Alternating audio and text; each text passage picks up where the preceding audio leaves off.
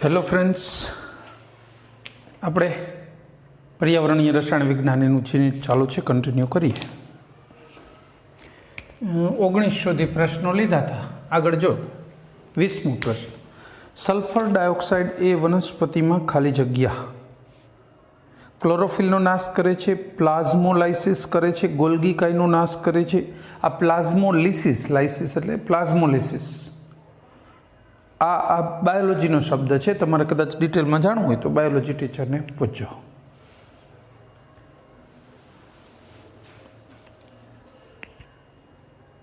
Plasma હોય એનો નાશ કરે છે.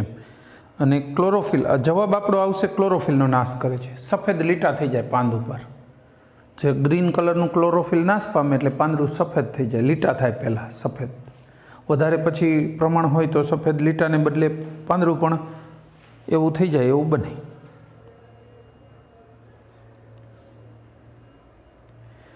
એનું કારણ છે કે એ છે ને ક્લોરોફિલનું વિઘટન અન્ય પદાર્થમાં કરી નાખે છે. એટલે ક્લોરોફિલનો નાશ મતલબ એનું રૂપાંતરણ થઈ જાય છે. એના કારણે ક્લોરોફિલ હાજર નથી, ગ્રીન તત્વ, એટલે રંગ નથી. પછી 21મું. રેડિયો એક્ટિવ ક્ષયના કારણે મળતો રેડિયો સક્રિય સ્ટ્રોન્સિયમ. કયો સ્ટ્રોન્સિયમનો કયો રેડિયો સક્રિય સમસ્થાનિક હોય? SR 80, 90, 85 અને 95. 90. આ તમે S વિભાગ જેમ ભણ્યા એમ P વિભાગ, D વિભાગ, F વિભાગ બધા ભણશો એટલે આ તત્વોનું આવી જશે કે એનો પરમાણુ ક્રમાંક આટલો છે. ને આપણે કેમ ઓક્સિજનમાં આવ્યું O15, O16, O17 એવા હોય તો O18 રેડિયો સક્રિય. હાઇડ્રોજન છે તો H1 એટલે પ્રોટિયમ, ડ્યુટેરિયમ નોન રેડિયો સક્રિય, પણ ટ્રિટિયમ રેડિયો સક્રિય, એમ એવી રીતના આવી જશે. બી જવાબ સેકન્ડ. પછી 22. ખાલી જગ્યા સૌથી વધુ પ્રદૂષણ ફેલાવે છે. માણસ, પ્રાણીઓ, કાર્બન, હાઇડ્રોકાર્બન વાયુઓ અને એક પણ નહીં. માણસ. એનું કારણ છે પ્રાણીઓ છે ને એના શરીરના કારણે, દાખલા તરીકે પ્રાણીઓ જે મળમૂત્ર કાઢે છે એના કારણે પ્રદૂષણ થઈ શકે. પ્રાણી મરી જાય તો એના શરીરના કારણે પ્રદૂષણ થાય. માણસો આ બધા પ્રદૂષણ તો કરે જ છે. એ સિવાય ફેક્ટરીઓ ચલાવે છે, વાહનો ચલાવે છે, તો એ વાહનો બનાવતી પાછી ફેક્ટરીઓ હોય એટલે એના પ્રદૂષણો બધા વધી જાય. એટલે માણસો દ્વારા ઇનડાયરેક્ટ પ્રદૂષણનું પ્રમાણ ખૂબ મોટું છે. ડાયરેક્ટ માણસ પ્રદૂષણ નથી ફેંકતો, પણ માણસ ફેક્ટરી ચલાવે નહીં, ફેક્ટરી પ્રદૂષણ ઉત્પન્ન કરે છે. એટલું તો પ્રાણીઓની કેપેસિટીમાં ના આવે. એટલે પ્રાણીઓ કરતાં ઘણું જાજુ પ્રદૂષણ માણસો આવી રીતે ફેલાવી શકે છે, ફેલાવતા હોય છે. 23. ગ્રીન હાઉસ અસરનું મુખ્ય કારણ ખાલી જગ્યા છે. ગ્રીન હાઉસ અસર એટલે પૃથ્વીનું જે ગ્લોબલ વોર્મિંગ, તાપમાન વધી રહ્યું છે એના માટે. સૂરજના કિરણો પડતા હોય, આવી શકે પણ એમાંથી પાછા ફરી શકતા નથી, એને ગ્રીન હાઉસ અસર કહેવાય. પૃથ્વીના વાતાવરણમાંથી જેટલા કિરણો પાછા ફેંકાઈ જવા જોઈએ પરાવર્તિત થઈને એટલા નથી ફેંકાતા, એટલે પૃથ્વીનું તાપમાન વધે, એને ગ્લોબલ વોર્મિંગ કહેવાય. ગ્રીન હાઉસના કારણે ગ્લોબલ વોર્મિંગ થઈ. વાતાવરણમાં ઓઝોન સ્તરની હાજરી નહીં. ઓઝોન સ્તર એના માટે કંઈ જવાબદાર નથી. પૃથ્વી સુધી આવતા ઇન્ફ્રારેડ વિકિરણો નહીં. વાતાવરણમાં આવેલ ભેજનું સ્તર નહીં. વાતાવરણમાં આવેલ CO2નું સ્તર, CO2નું સ્તર છે ને એ ગ્લોબલ વોર્મિંગ માટે જવાબદાર છે, ગ્રીન હાઉસ વાયુ કહેવાય. એમાં એનો ફાળો કેટલો હશે? આઈડિયા ખરો? ઓલમોસ્ટ 50%. CO2નો ફાળો પૃથ્વીનું તાપમાન વધારવામાં 50% ફાળો CO2નો છે ગ્રીન હાઉસ અસર. 19% એટલે રાઉન્ડ અબાઉટ કહો તો 20% જેટલો ફાળો CFC, ક્લોરોફ્લોરોકાર્બન, CFCનો છે. બરાબર છે. ત્યાર પછી 24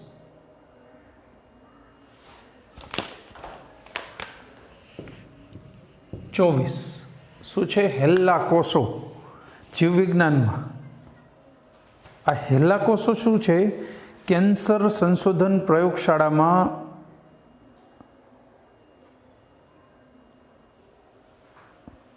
ઉત્પન્ન કરવામાં આવતા કેન્સરજન્ય કોષો છે. સાચી વાત છે. કેન્સરનું સંશોધન કરવું હોય, એની દવા શોધવી હોય તો કેન્સરજનક કોષ જોઈએ ને, તો એમાં હેલા કોષ છે.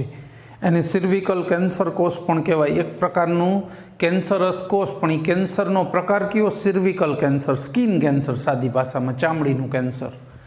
ચામડીના કેન્સર થયેલા કોષ એટલે હેલા કોષ. આપણો જવાબ રહેશે સી, એ અને બી બંને. બરાબર છે. પછી 25, વાતાવરણના સ્ટ્રેટોસ્ફિયરમાં આવેલ ઓઝોન સ્તરમાં ઓઝોનના પ્રમાણમાં નીચે પૈકી કયા રસાયણને કારણે ઘટાડો થાય? ઓઝોનનું પ્રમાણ કોના કારણે ઘટે? Hydrochloric acid, photochemical smog, chlorofluorocarbon અને સલ્ફર ડાયોક્સાઇડ. ઓઝોન સ્તરને, જોકે આમાં સૌથી વધુ ઇફેક્ટિવ હોય તો CFC ઓઝોન માટે. CFC છે એ ઓઝોન સ્તરને તોડે છે, ક્લોરોફ્લોરોકાર્બન. એટલે આપણો જવાબ રહેશે સી. પછી 26, વાતાવરણમાં આવેલ મુખ્ય પ્રદૂષકો ખાલી જગ્યા છે જે ઓઝોન સ્તરનું વિઘટન કરે. હવે વિઘટન કરનાર પકડો જોઈ, સલ્ફર ડાયોક્સાઇડ નહીં, એ તો નીચલા લેવલમાં હોય છે, ઉપર હોતો પણ નથી. એવું જ કાર્બન ડાયોક્સાઇડ અને મોનોક્સાઇડનું છે, એ પણ ઉપરના લેવલમાં એની હાજરી જોવા મળતી નથી. વૈધો એ બી, નાઇટ્રોજન ઓક્સાઇડ અને ફ્લોરોકાર્બન. યસ, એટલે આપણો જવાબ રહેશે બી. આ એવા પ્રદૂષકો છે કે જે ઉપરના સ્તરમાં છેક 20 કિલોમીટર ઉપરની રેન્જમાં જે દેખાય છે અને ઓઝોન સ્તરને તોડે છે. ક્લિયર? પછી આગળ વાત કરીએ. જેટ પ્લેન દ્વારા વાતાવરણમાં મુક્ત કરવામાં આવતા પ્રદૂષકો ખાલી જગ્યા તરીકે ઓળખાય છે. જેટ વિમાન, જોઈન્ટ એન્જિન ટેકનોલોજી. એક સાથે વધુ એન્જિન, એકના બદલે 2 એન્જિન જોઈન્ટ હોય એટલે વિમાનને વેગ પુષ્કળ આપે, એટલે હવા કરતાં ઝડપી બની જાય, સુપરસોનિક બની જાય પ્લેન. જેટ વિમાનો હોય ને બધા સુપરસોનિક છે. સુપરસોનિક એટલે અવાજની ઝડપ કરતાં એ પ્લેનની ઝડપ વધુ છે. હવે આ જે પ્લેન નીકળે ને, તમે ક્યારેક ધ્યાનથી જોયા હોય તો એની પાછળ સફેદ પટ્ટો થઈ જશે, એ એરોસોલ છે. એરોસોલ એટલે વાદળછાયું ધુમ્મસ જેવું વાતાવરણ જે ઉત્પન્ન કરે ધુમાડા સાથેનું, એ એરોસોલ કહેવાય. એટલે આપણો જવાબ એરોસોલ આવે. ખેર, સ્મોગ એટલે આપણે ભણી ગયા છીએ. સ્મોગ એટલે ધૂમ્રધુમ્મસ. પછી ફોટોકેમિકલ ઓક્સિડન્ટ, ઓક્સિડેશન કરનાર, પ્રકાશ રાસાયણિક ધૂમ્રધુમ્મસમાં હતા ને એ. પછી એરોસોલ ને કાર્બન પાવડર. આપણો જવાબ રહેશે સી, એરોસોલ. જે સફેદ પટ્ટો થાય છે ને પાછળ, એ એરોસોલ કહેવાય. 28, વાયુઓનું નીચે પૈકી કયું જૂથ ફોટોકેમિકલ સ્મોગના ઉત્પાદન માટે જવાબદાર છે? ફોટોકેમિકલ સ્મોગ ઉત્પન્ન કરતું હોય એવું કયું જૂથ દેખાય છે? જો પહેલા જૂથમાં 3 કોણ કોણ છે? O3, પાન, CO. CO ના હોય. આપણે શું કીધું છે કે ઉપરના સ્તરમાં CO હોત. પાન એટલે પોલી એક્રિલોનાઇટ્રાઇલ કે નહીં? પાનના 2 મિનિંગ છે. બીજું છે પેરોક્સી એસિટાઇલ નાઇટ્રેટ, અને આપણે ઈ આવે છે 11માં. 12માં બીજું આવશે, પોલિમર ચાલે ને એટલે. એટલે આ પેરોક્સી એસિટાઇલ નાઇટ્રેટ છે, એ બરાબર છે. ઓઝોન નહીં બરાબર છે, પણ CO બરાબર નથી.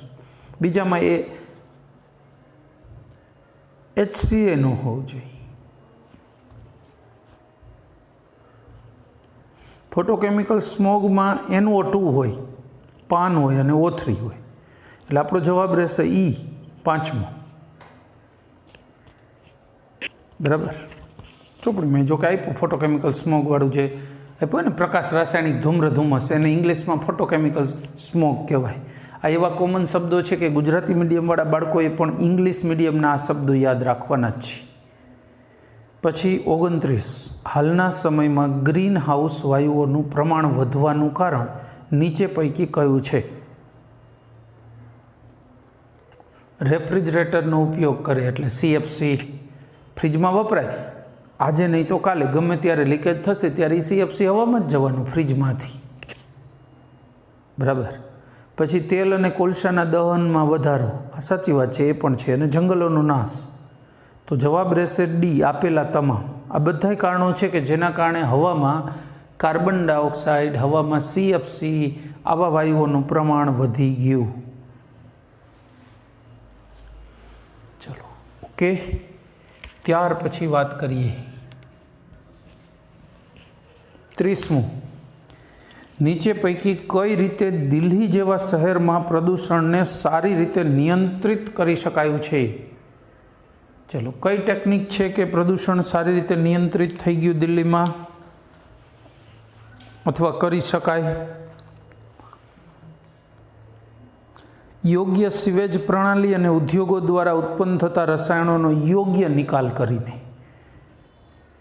જો આ બધા પગલાં લેવાના હતા, દિલ્હીમાં પ્રદૂષણ એક સમયે ઘટ્યું પણ હતું, પછી આ ને આના જેવા કારણો અન્ય ઊભા થઈને પાછું વધી ગયું છે, અત્યારે વધુ છે. એટલે તમને એવું લાગે કે આ પગલાં લેવાના જ નથી. નહીં, 2016માં આ પગલાઓ લેવાના, એનાથી દિલ્હીમાં ઘણો ફરક પડ્યો હતો જે તે સમય. ખર બી, પહોળા રસ્તા અને ફેક્ટરીઓને શહેરથી દૂર પ્રસ્થાપિત કરીને. નોઈડાની ત્યાં ફેક્ટરીઓ વધી ને, એનું કારણ છે કે દિલ્હી જ ઈચ્છતું હતું કે એના ઉદ્યોગો બધા એનાથી થોડા દૂર જાય, એટલે સ્કીમો આપી આપીને દૂર કર્યા હતા. શહેરને સ્વચ્છ રાખવો એ જંતુનાશકોનો ઉપયોગ ઘટાડીને. શહેરને ચોખ્ખું જ રાખો, બધું ગંદકી થવા જ ન દો. આમાં શું છે, એકવાર ગંદકી થાય પછી માખી મચ્છર થાય, એને મારવા માટે દવા છાંટવી પડે, પણ પહેલેથી ચોખ્ખું જ હોય તો ગટરો ખુલ્લી રાખવાની જ નહીં, અંડરગ્રાઉન્ડ પેક ગટર જ હોવી જોઈએ. કુંડી હોય ત્યાં ઢાંકણું ઢાંકી દીધું, હવે તમારે ક્યાંય દવા વેરવાની જરૂર નથી. આ તો શું છે કે ગટરનું પાણી બધું ભરાઈ રહેતું હોય, આમ સોસાયટીમાં ગંદકી કરતું હોય ને પછી પાછા નગરપાલિકાવાળાને ફોન કરો તો આવીને માથે DDT કે દવાઓ છાંટી જાય. એટલે જંતુનાશકનો બિનજરૂરી વપરાશ થયો. ખરેખર ચોખ્ખું રાખ્યું તો એની જરૂર જ નહોતી. એટલે અહીંયા પણ એ જ છે, જવાબ રહેશે આપેલા તમામ. આ બધાય કારણો કરી બધી રીતે દિલ્હીને ચોખ્ખું બનાવવાનો જે તે સમયે ખૂબ પ્રયત્ન થયો હતો અને થોડાક વર્ષો સુધી રિઝલ્ટ મળ્યું પણ ખરું. પણ ટૂંક સમયમાં પછી શું થાય છે, આ અધિકારીઓ બદલી જતા હોય ને પછી પાછું નવા અધિકારી એટલું જ કડકાઈથી એ જ બધી બાબતો જાળવે એવું જરૂરી નથી હોતું અને એ જ નડે છે. 31. ઘરેલું કચરો ખાલી જગ્યા ધરાવે છે.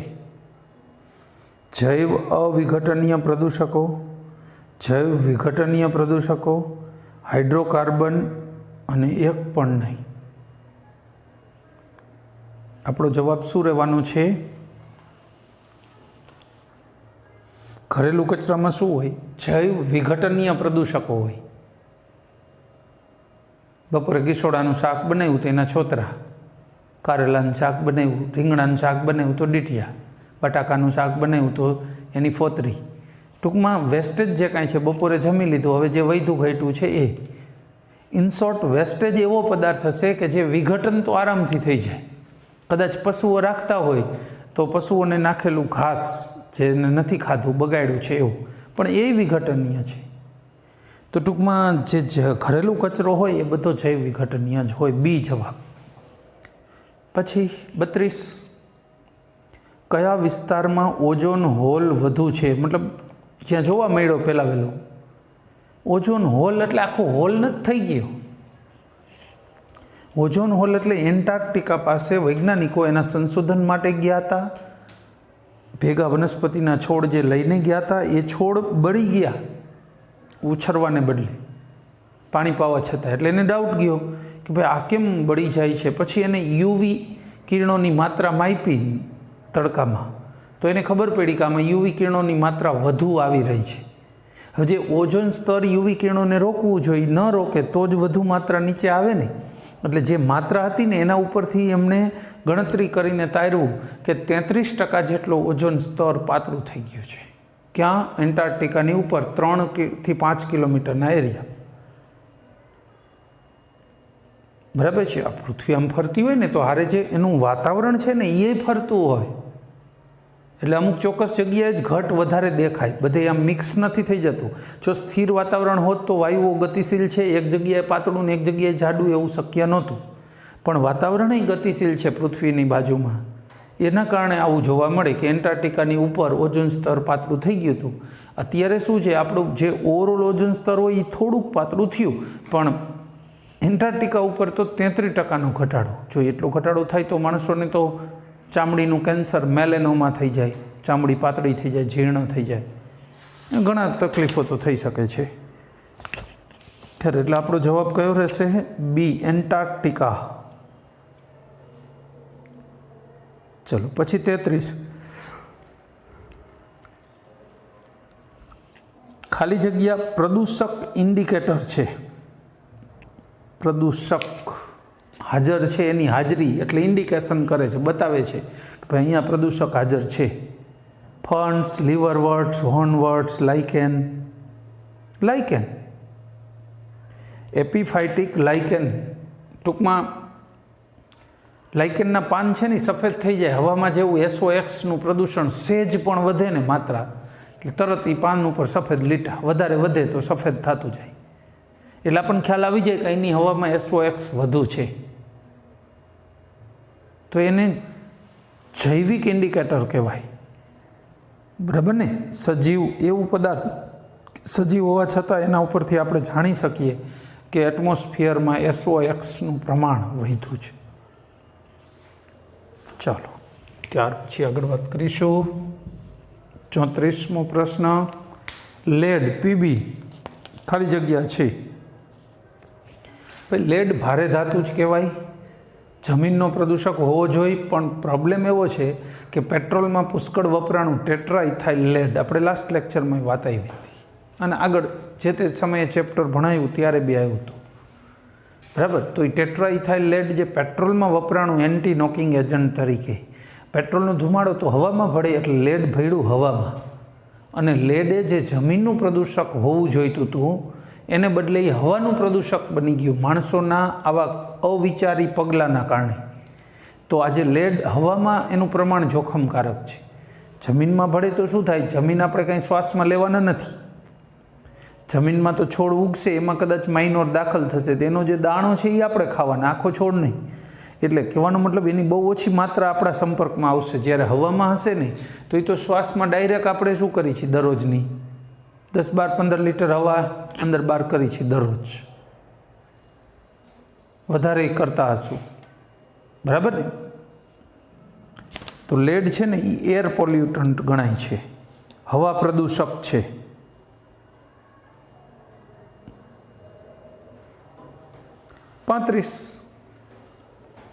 સ્ટ્રેટોસ્ફિયરમાંથી ઓઝોન સ્તરના વિઘટનના કારણે ખાલી જગ્યા થાય. શું થાય? વિઘટન થાય તો ઓઝોન સ્તર પાતળું પડે તો શું થઈ શકે? તમને શું લાગે છે? નંબર 1, ગ્લોબલ વોર્મિંગ થાય, પૃથ્વીનું તાપમાન વધે. બીજું, ચામડીના કેન્સરમાં વધારો, મેલેનોમા, ચામડીનું કેન્સર બરાબર, પણ સર્વિકલ કેન્સર એ સ્કિન કેન્સરનો જ એક પ્રકાર છે. આ મેલેનોમા, ચામડી પાતળી થઈ જાય અને કેન્સર થાય છે. ત્રીજું, દાવાનળનું પ્રમાણ વધે. બરાબર?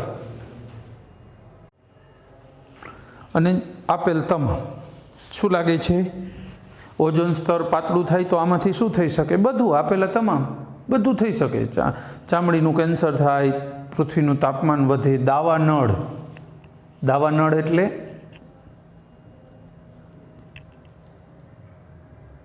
જમીનમાંથી પીગલિત રસ જે બહાર નીકળે એ દાવાનળ કહેવાય.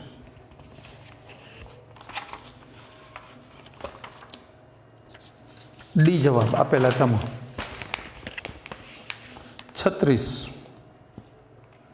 પ્રદૂષણનું નિયંત્રણ કઈ રીતે કરી શકાય છે? સીવેજ ટ્રીટમેન્ટથી. ચલો, સુએજ ટ્રીટમેન્ટ એમ બોલો તો સારું. વિદ્યુતથી ચાલતા વાહનોનું ઉત્પાદન કરી. હવે લગભગ અહીં ફરજિયાત થવાનું છે કે ભાઈ ઇલેક્ટ્રિસિટીથી ચાલતી કાર. સ્લોલી એવું થશે કે આ નવી આ જે આપણી કારનું પ્રોડક્શન છે ને પેટ્રોલ ડીઝલ એનું બંધ કરી ઇલેક્ટ્રિકનું ચાલુ કરી દેશે. પછી પરમાણુ પરીક્ષણોની મનાઈ કરીને અને આપેલ તમામ. આપણો જવાબ શું રહેશે? ડી, આપેલ તમામ. પ્રદૂષણનું નિયંત્રણ આ બધી રીતે થાય.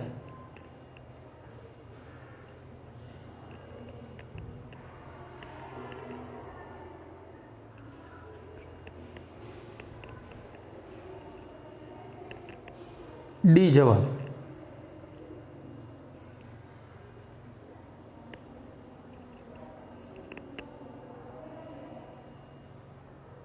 પરમાણુ પરીક્ષણો ન કરો તો 100% નિયંત્રિત થાય. વાહનોનું ઇલેક્ટ્રિક વાહનોનું ઉત્પાદન વધારો તોય વધે. બરાબર છે, એટલે જવાબ રહેશે ડી. ત્યાર પછી 37 વાતાવરણમાં જોવા મળતી રજ, પાણીની બાષ્પ, ઓઝોન, CO2 વગેરેને કારણે પ્રકિરણિત થતી ઉષ્માનો અભ્યાસ ખાલી જગ્યા તરીકે ઓળખાય. વાતાવરણમાં જે આવા બધા કણો છે, ડસ્ટથી માંડીને ઓઝોન, CO2, જેના ઉપર સૂર્યપ્રકાશ પડે એટલે પ્રકિરણિત થાય, વિખેરાય અને એના કારણે પૃથ્વીનું જે તાપમાન વધે એનો અભ્યાસ શું કહેવાય? ગ્રીન હાઉસ અસર. જે તાપમાનનો વધારો થઈ રહ્યો છે એને જ ગ્રીન હાઉસ અસર કહી છે. એના કારણે ગ્લોબલ વોર્મિંગ થાય. એ જવાબ. પછી 38 ફોટોકેમિકલ સ્મોગ ખાલી જગ્યાના પ્રદૂષણ સાથે સંબંધિત છે. ફોટોકેમિકલ સ્મોગ હવાનું પ્રદૂષણ. સૂર્યપ્રકાશવાળું વાતાવરણ હોય એવા સિટીમાં જો પેટ્રોલ ડીઝલના ધુમાડાનું પ્રમાણ અથવા તો ઇન્ડસ્ટ્રીમાંથી નીકળતા ધુમાડાનું પ્રમાણ વધે તો આવું પ્રદૂષણ થવાના ચાન્સ વધી જાય છે. NOx, ઓઝોન, પાન એ બધા જવાબદાર ઘટકો છે આના માટે, ફોટોકેમિકલ સ્મોગ માટે. પણ હવાનું પ્રદૂષણ છે. બરાબર છે, એટલે આપણો જવાબ શું રહેશે? ડી. એર પોલ્યુશન હવાનું પ્રદૂષણ છે. Okay.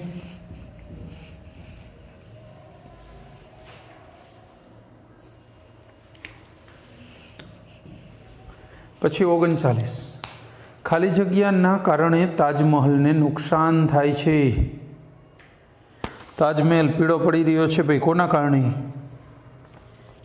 Chlorine, sulphur dioxide, oxygen કે હાઇડ્રોજન? Sulphur dioxide. કારણ કે હવામાં જે મથુરાના આજુબાજુની રિફાઇનરી હોય, જે SOx ને NOx હવામાં છોડ્યા, વરસાદ વરસે એટલે પાણીમાં એ ઓગળે. SOx પાણીમાં ઓગળે એટલે સલ્ફ્યુરિક એસિડ, સલ્ફ્યુરસ એસિડ ઉત્પન્ન થાય. આ એસિડના કારણે તાજમહેલ પીળો પડી રહ્યો છે. એટલે આપણું એક્ઝેક્ટ રીઝન છે સલ્ફર ડાયોક્સાઇડ. બી જવાબ. સલ્ફર ડાયોક્સાઇડ આપણો જવાબ રહેશે બી. ઓકે. ચલો 40 ખાલી જગ્યા સૌથી વધુ નુકસાનકારક પ્રદૂષક કયો છે? સૌથી વધુ નુકસાનકારક CO2, SO3, NO2, CH4 અને SO2. એનું કારણ એક તો એ પાણીમાં એકદમ સુદ્રાવ્ય છે. SO3 તો ઓછો દ્રાવ્ય, SO2 સુદ્રાવ્ય એટલે પાણીમાં સહેલાઈથી ઓગળીને સલ્ફ્યુરસ એસિડ બનાવી નાખે. SO2માંથી પાછું જરૂર પડે ત્યારે ઓક્સિજનને હવાની ડસ્ટ ઉદ્દીપક તરીકે વર્તે. હવાના ઓક્સિજનને વાપરીને SO3 બને એટલે હવાના ઓક્સિજનનો ઘટાડો કરે. એટલે બધી રીતે થોડો વધુ ડેન્જર છે. એટલે આપણો જવાબ રહેશે SO2, જે હવાના વિવિધ ઘટકોને ખરાબ કરે છે, વધુ ડેન્જર તત્વોમાં ફેરવી નાખે. વાંધો એ છે. પછી 41 ઉષ્મીય ટાપુઓ ઉત્પન્ન થવાનું કારણ? હવાનું પ્રદૂષણ. ઉષ્મીય ટાપુઓ એ હવાનું પ્રદૂષણ છે. આજે કહું તમને, આ અમદાવાદ સિટી છે, અહીંથી અહીં સુધી ફેલાયેલું છે. ચલો, એની બિલ્ડિંગો બધી અહીંયા છે, બહુ માળીઓ, બરાબર છે, તે બિલ્ડિંગો છે ઊભી છે. તમે અહીંથી બાઇક લઈને જાઓ ને, તમને અહીંથી ગરમ હવા ચાલુ થઈ જાય, અહીંયા સુધી ગરમ હવાનો વિસ્તાર રહે. તમે ઉપર હેલિકોપ્ટર લઈને જાઓ ને તો અહીંથી ગરમ ચાલુ થાય. એટલે ગરમ હવાઓનો આવો પ્રવાહ થઈ જાય, આવો ટાપુ થઈ જાય. સોરી, એનાથી ઉપલી લેવલે નીકળો તો તમને ગરમ હવાનો અહેસાસ ન થાય. બાકી નીચેથી નીકળો તો સિટીની ગરમી લાગે. તમે બાઇક લઈને જતા હોય ને, આમ હવા ઠંડી હોય સાંજના સમયની, શિયાળાની ખાસ, આમ ગરમ થઈ જાય. તમે એન્ટ્રી લ્યો ને ત્યાં, અથવા બહાર નીકળો ત્યારે ઠંડક વધારાની દેખાય. તો આ ઉષ્મીય ટાપુઓ છે, ઉષ્માના ટાપુઓ. કારણ કે આ સિટીએ જે ઉષ્મીય પ્રદૂષણ કર્યું છે ને એના કારણે આટલો વિસ્તાર ગરમ રહે છે. એને ઉષ્મીય ટાપુઓ કહેવાય, હવાનું પ્રદૂષણ છે. પછી 42 મોટા શહેરોમાં હવાનું પ્રદૂષણ ખાલી જગ્યાના કારણે થાય છે. ખનિજ તેલના દહનના કારણે, થર્મલ પાવર પ્લાન્ટના કારણે, સીવેજ અને H2S. કોના કારણે થાય? મોટા સિટીમાં હવાનું પ્રદૂષણ કોના કારણે થઈ શકે છે? ખનિજ તેલનું દહન. કારણ કે વાહનો પુષ્કળ, જેમ સિટી મોટું, વાહનોની સંખ્યા વધુ, માણસો અને સામાન બધાની હરવણી ફેરવણી માટે. એટલે જવાબ રહેશે એ, ખનિજ તેલના દહનના કારણે. બરાબર. પછી 43, છેલ્લા વર્ષોમાં ગંભીર ન્યુક્લિયર રિએક્ટર દુર્ઘટના અને MIC વાયુ દુર્ઘટના ક્યાં થઈ હતી?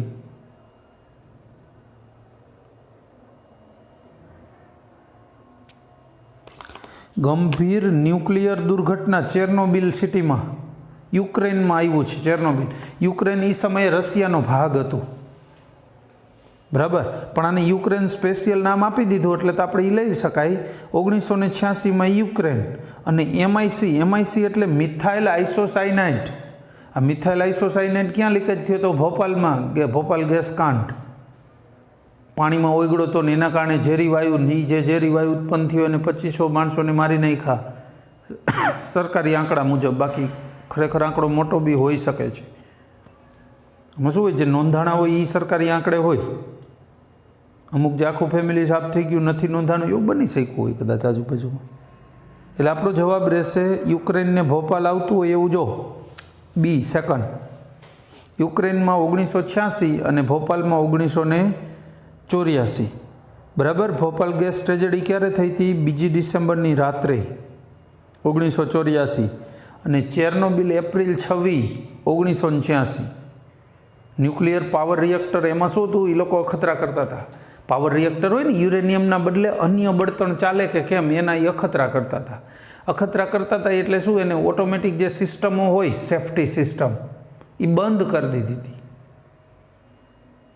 સેફ્ટી પ્રણાલી બધી જ બંધ હતી. નહીંતર તો અમુક લિમિટથી ટેમ્પરેચર વધે એટલે તરત પ્લાન્ટ ઓટોમેટિક શટડાઉન થઈ જાય ને એવી ઓટોમેટિક બધી વ્યવસ્થાઓ હોય જ. પણ એને બંધ કરી. પછી અખતરા ચાલુ કર્યા, એ અખતરામાં થઈ ગયો બ્લાસ્ટ. તો રેડિયો એક્ટિવ પદાર્થોનું વાદળ માંડ્યું ફેલાવા આજુબાજુના વિસ્તારમાં. બાજુમાં 3-4 કિલોમીટર નદી ટપીને સામે ચેર્નોબિલ સિટી, 4000 જેવી વસ્તી, 4-4.5 બધી વસ્તી. ઓલમોસ્ટ સરકારે તો એવું જાહેર કર્યું કે નહીં, ખાસ મરણ નથી થઈ, અમે બધી વસ્તીને બીજે ખસેડી લીધી. પણ આ રેડિયો સક્રિય પદાર્થોનું વાદળ એટલો ચાન્સ આપે જ નહીં કે તમે સેફ રીતે દરેકને ખસેડી લો. સેકન્ડોની અંદર ફેલાઈ જાય. હવે ચાન્સ થોડોક આપે, એટલી સેકન્ડમાં થોડોક માણસ દૂર જઈ શકે. એને જવા દો ને. પણ આજની વાત કરો ને કે ચેર્નોબિલ સિટી આજે પણ ભૂતિયું સિટી છે. અહીંયા માણસ નામની કોઈ વસ્તી નથી. 4500 વસ્તી એ સમયમાં ધરાવતું હતું 86માં. અહીંયા અત્યારે આજે 2020માં 34 વર્ષ પછી કોઈ જ માણસ નથી હજી પણ. એ કેટલું ભયંકર વાદળ ફેલાણું હશે. એટલે બાબત તો બહુ મોટી હતી પણ સરકારે શક્ય એટલી દબાવી. એનું કારણ શું હોય છે? સરકારને ડર હોય કે આજ આવું બધું દુર્ઘટનાઓ બની, ઘણા માણસોના જાન જાય તો પછી બીજી વખત પબ્લિક એવી સરકારને છૂટે નહીં. એટલે સરકારને પોતાની સીટો બચાવવા માટે, પોતાની ગવર્મેન્ટ બચાવવા માટે એ લોકો જાણકારી કદાચ અધૂરી આપી રહ્યા હતા. Okay, next 44. સૌથી વધુ ગ્રીન હાઉસ વાયુઓના ઉત્પાદન માટે જવાબદાર દેશ કયો છે? ચાલો, સૌથી વધુ કોણ આને ઉત્પન્ન કરી રહ્યું છે ગ્રીન હાઉસ વાયુઓ? એવો દેશ અમેરિકા, USA. કુલ પ્રમાણનું લગભગ 7% પ્રમાણ એકલા USAનું છે. અહીંયા માણસો કરતાં મશીનની વસ્તી જાજી છે. એ મશીનોનું પ્રોડક્શન વગેરે પ્રદૂષણ ફેલાવી રહ્યું છે. 45. કાર્બન ડાયોક્સાઇડ ખાલી જગ્યામાં મુખ્ય પ્રદૂષક તરીકે વર્તે છે. હવા, CO2 તો હવામાં જ હોય ને. પાણીમાં કે એમાં ઓગળેલો CO2 પાણી આમથી દ્રાવ્યતા બહુ ઓછી છે. અહીંયા કાંઈ પ્રદૂષક તરીકે કામ નથી કરતો, હવામાં જ કરે છે. એટલે બી જવાબ હવા. 46. હવાના પ્રદૂષણની અસર કોના પર જોવા મળે છે? હવાના પ્રદૂષણની અસર પર્ણ ઉપર, પાંદડા ઉપર સૌથી વિશેષ. લાઇકનના પાંદડા સફેદ થાય, મેં કીધું નહીં SOXમાં. હવાનું પ્રદૂષણ પાંદડું, થડમાં ને એમાં કાંઈ કલર ચેન્જ તમને ના દેખાય. ડાળીમાં થડમાં, પાંદડામાં જ સીધો દેખાય. જોવાનું એમાં જ હોય. એ જવાબ. 47. સલ્ફર અને નાઇટ્રોજનના ઓક્સાઇડ ખાલી જગ્યાનું નોંધપાત્ર પ્રદૂષણ કરે છે. SOX અને NOx હવાનું. હવામાં ભણ્યા ને આપણે, યાદ કરી જવું. પછી 48, આવનારા વર્ષોમાં ચામડીનું કેન્સર સામાન્ય સમસ્યા થઈ જશે, જેનું કારણ શું કહી શકું? આવું વિધાન કોના કારણે કરી શકાય? હવાના પ્રદૂષણના કારણે, ડિટર્જન્ટનો ઉપયોગ વધવાથી, પાણીનું પ્રદૂષણ થવાથી, કે ઓઝોન સ્તરનું વિઘટન થવાથી? ડી, ઓઝોન સ્તરનું વિઘટન થવાથી. મેલેનોમા કીધેલું ને આગળ, ચામડીના કેન્સરનો જ એક પ્રકાર. ચામડી જીર્ણ થઈ જાય, પાતળી થઈ જાય અને ખરાબ થાય, એને મેલેનોમા કહેવાય, ચામડીનું કેન્સર, જેનું કારણ ઓઝોન સ્તરનું ક્ષયન છે. રેડી? તો આપણો જવાબ કયો રહેશે? ડી, ઓઝોન સ્તરનું વિઘટન.